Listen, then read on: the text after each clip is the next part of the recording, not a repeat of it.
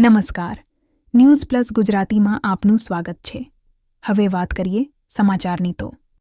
દાહોદ શહેર કોંગ્રેસે ભાજપના ઝંડા ખાડામાં લગાવીને વિરોધ નોંધાવ્યો હતો। દાહોદ શહેરના સ્ટેશન રોડ વિસ્તારમાં તૂટેલા રસ્તાઓ તથા ઠેર ઠેર ખાડાઓ પ્રત્યે ઉદાસીન પાલિકા તંત્ર અને શાસકોના વિરોધમાં દાહોદ શહેર કોંગ્રેસ સમિતિ દ્વારા દાહોદ શહેર કોંગ્રેસ સમિતિના પ્રમુખ આસિફ અલી સૈયદની આગેવાનીમાં દાહોદ શહેરના સ્થાનિક લોકોને સાથે રાખી તૂટેલા રોડ પર તેમજ ખાડાઓમાં ભાજપના ઝંડા લગાવીને વિરોધ પ્રદર્શન કરવામાં આવ્યું હતું। આ વેળાએ દાહોદના પૂર્વ સાંસદ ડોક્ટર પ્રભાબેન તાવિયાડ અને જિલ્લા શહેર કોંગ્રેસના આગેવાનો અને હોદ્દેદારો ઉપસ્થિત રહ્યા હતા અને વિરોધ પ્રદર્શન કર્યું હતું।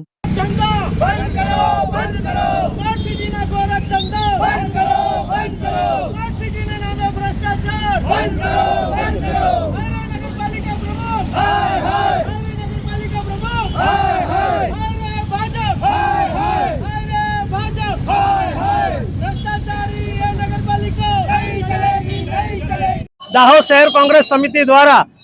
દાહોદ નગરપાલિકા અને સ્માર્ટ સિટીની વિરોધમાં જે રસ્તાઓ દાહોદ શહેરની અંદર જે રસ્તાઓ તૂટેલા છે અને આ ગટર જે અમે જ્યાં ઊભા છીએ એ ગટર આજથી 15-20 દિવસ પહેલા જ્યારે આખા ઉભરાઈ હતી અને 2-2 કિલોમીટર સુધી દાહોદની આ નગર એવું લાગતું હતું કે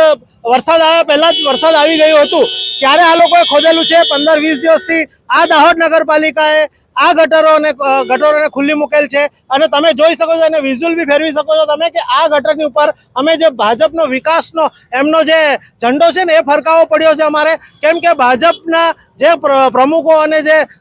ત્યાંની આજની જે બોડી છે એ અહીંયા કોઈ બી દાહોદના આમ નાગરિકની, કોઈ ગરીબ નાગરિકની કે કોઈ રાહદારીની રાહ જોઈ રહી છે કે અંદર પડીને એને નુકસાન થાય, એટલે આ ગટરને હજુ સુધી બંધ કરવામાં આવી નથી। આ ગટરને એ લોકો ખુલ્લી મૂકી રાખી છે અને આમાં ઝાઝો ખર્ચો બી નથી, લાખો કરોડોની ગ્રાન્ટ એ લોકો